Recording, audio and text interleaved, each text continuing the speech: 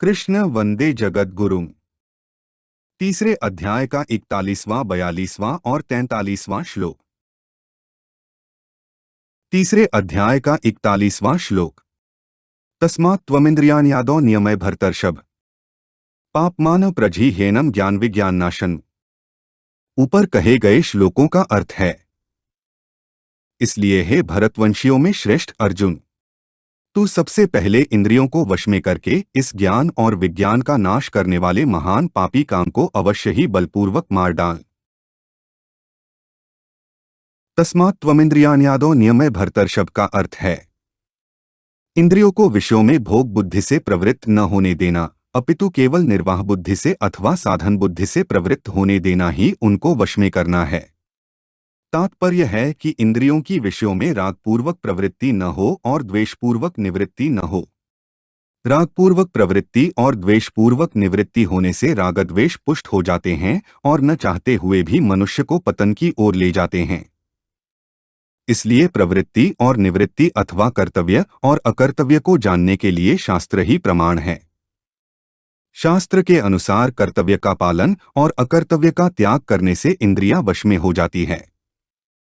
काम को मारने के लिए सबसे पहले इंद्रियों का नियमन करने के लिए कहने का कारण यह है कि जब तक मनुष्य इंद्रियों के वश में रहता है तब तक उसकी दृष्टि तत्व की ओर नहीं जाती, और तत्व की ओर दृष्टि गए बिना अर्थात तत्व का अनुभव हुए बिना काम का सर्वथा नाश नहीं होता।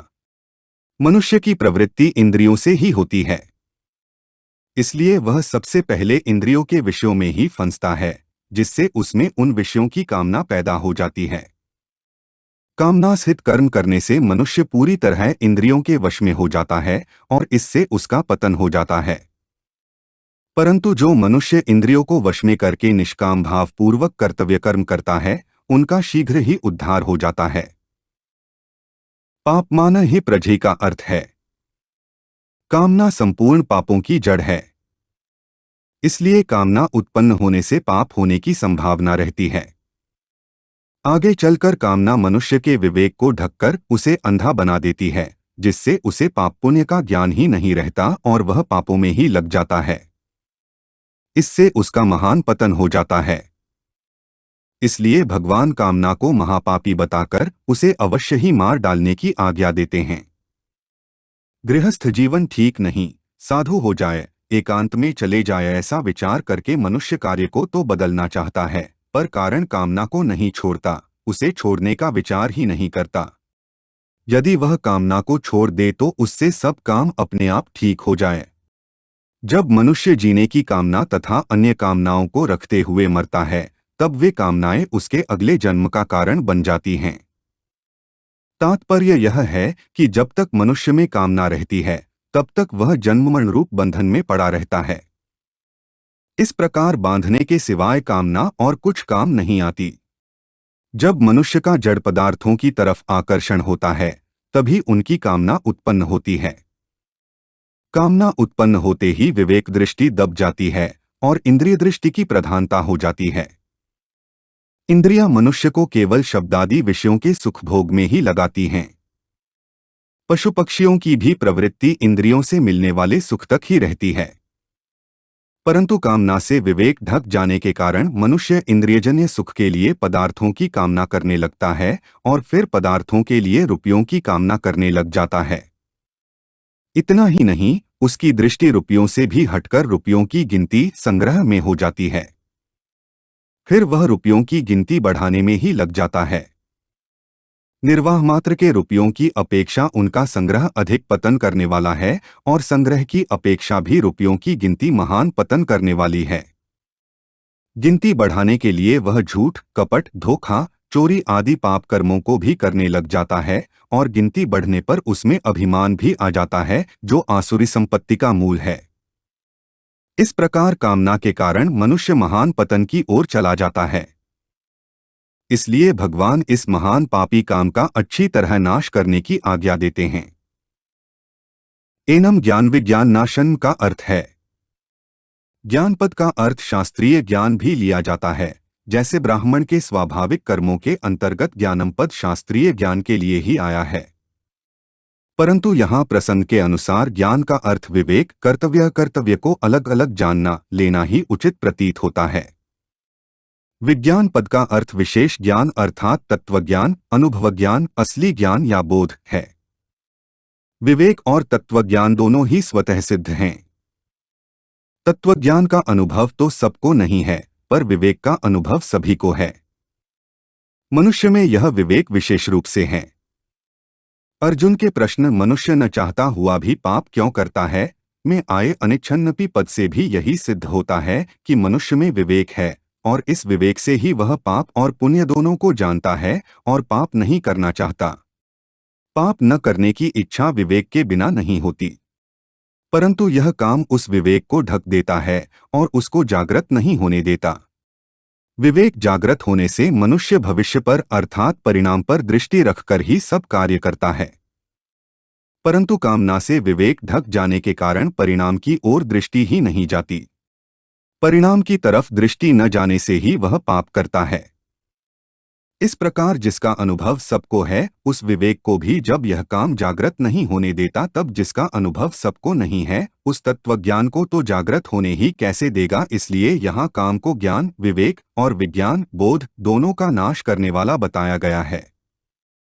वास्तव में यह काम ज्ञान और विज्ञान का नाश, अभाव नहीं करता, प्रत्युत उन दोनों को ढक देता है अर्थात प्रकट नहीं होने देता। उन्हें ढक देने को ही यहाँ उनका नाश करना कहा गया है, कारण कि ज्ञान विज्ञान का कभी नाश होता ही नहीं। नाश तो वास्तव में काम का ही होता है। जिस प्रकार नेत्रों के सामने बादल आने पर बादलों ने सूर्य को ढक दिया ऐसा कहा जाता है, पर वास्तव में सूर्य नहीं ढका जाता, प्रत्युत नेत्र ढके जाते हैं। उसी प्रकार कामना ने ज्ञान विज्ञान को ढक दिया ऐसा कहा तो जाता है, पर वास्तव में ज्ञान विज्ञान ढके नहीं जाते, प्रत्युत बुद्धि ढकी जाती है। तीसरे अध्याय का 42वां श्लोक। इंद्रियाणि पराण्याहुरिन्द्रियेभ्यः परं मनः, मनसस्तु परा बुद्धिर्यो बुद्धेः परस्तु सः। ऊपर कहे गए श्लोकों का अर्थ है, शरीर से परे श्रेष्ठ इंद्रियां कही जाती हैं, इंद्रियों से परे मन है और मन से परे बुद्धि है, और जो बुद्धि से भी परे है वह आत्मा। इंद्रियाणि पराण्याहुः का अर्थ है शरीर अथवा विषयों से इंद्रियां पर हैं। तात्पर्य यह है कि इंद्रियों के द्वारा विषयों का ज्ञान होता है, पर विषयों के द्वारा इंद्रियों का ज्ञान नहीं होता। इंद्रियां विषयों के बिना भी रहती हैं, पर इंद्रियों के बिना विषयों की सत्ता सिद्ध नहीं होती। विषयों में यह सामर्थ्य नहीं कि वे इंद्रियों को प्रकाशित करें, प्रत्युत इंद्रियां विषयों को प्रकाशित करती हैं। इंद्रियां वही रहती हैं, पर विषय बदलते रहते हैं। इंद्रियां व्यापक हैं और विषय व्याप्य हैं, अर्थात विषय इंद्रियों के अंतर्गत आते हैं, पर इंद्रियां विषयों के अंतर्गत नहीं आती। विषयों की अपेक्षा इंद्रियां सूक्ष्म हैं, इसलिए विषयों की अपेक्षा इंद्रियां श्रेष्ठ, सबल, प्रकाशक, व्यापक और सूक्ष्म हैं। इंद्रियेभ्यः परं मनः का अर्थ है इंद्रियां मन को नहीं जानती, पर मन सभी इंद्रियों को ही जानता है। इंद्रियों में भी प्रत्येक इंद्रिय अपने अपने विषय को ही जानती है, अन्य इंद्रियों के विषयों को नहीं। जैसे कान केवल शब्द को जानते हैं पर स्पर्श, रूप, रस और गंध को नहीं जानते, त्वचा केवल स्पर्श को जानती है पर शब्द, रूप, रस और गंध को नहीं जानती, नेत्र केवल रूप को जानते हैं पर शब्द, स्पर्श, रस और गंध को नहीं जानते, रसना केवल रस को जानती है पर शब्द, स्पर्श, रूप और गंध को नहीं जानती, और नासिका केवल गंध को जानती है पर शब्द, स्पर्श, रूप और रस को नहीं जानती, परंतु मन पांचों ज्ञानेंद्रियों को तथा उनके विषयों को जानता है। इसलिए मन इंद्रियों से श्रेष्ठ, सबल, प्रकाशक, व्यापक और सूक्ष्म है। मनसस्तु परा बुद्धिः का अर्थ है मन बुद्धि को नहीं जानता, पर बुद्धि मन को जानती है। मन कैसा है, शांत है या व्याकुल, ठीक है या बेठीक इत्यादि बातों को बुद्धि जानती है। इंद्रियां ठीक काम करती हैं या नहीं, इसको भी बुद्धि जानती है। तात्पर्य है कि बुद्धि मन को तथा उसके संकल्पों को भी जानती है और इंद्रियों को तथा उनके विषयों को भी जानती है। इसलिए इंद्रियों से पर जो मन है उस मन से भी बुद्धि पर श्रेष्ठ, बलवान, प्रकाशक, व्यापक और सूक्ष्म है। यह बुद्धिः का अर्थ है परंतु सह बुद्धि का स्वामी अहम है, इसलिए कहता है मेरी बुद्धि। बुद्धि करण है और अहम करता है। करण परतंत्र होता है पर कर्ता स्वतंत्र होता है। उस अहम में जो जड़ंश है उसमें काम रहता है। जड़ंश से तादात्म्य होने के कारण वह काम स्वरूप चेतन में रहता प्रतीत होता है। वास्तव में हम में ही काम रहता है, क्योंकि वही भोगों की इच्छा करता है और सुख दुख का भोक्ता बनता है।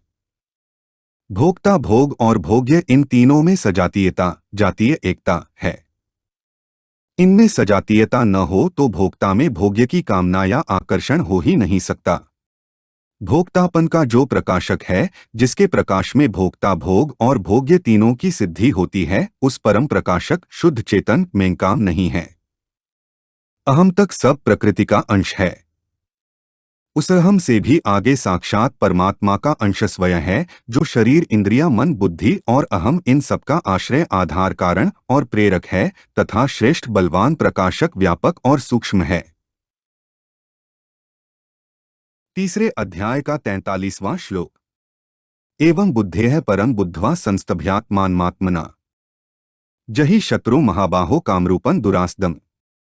ऊपर कहे गए श्लोकों का अर्थ है, इस प्रकार बुद्धि से परे शुद्ध आत्मा को जानकर आत्मा बुद्धि के द्वारा आत्मा मन को वश में करके, हे महाबाहो, तुम इस दुर्जय दुरासदम कामरूप शत्रु को मारो।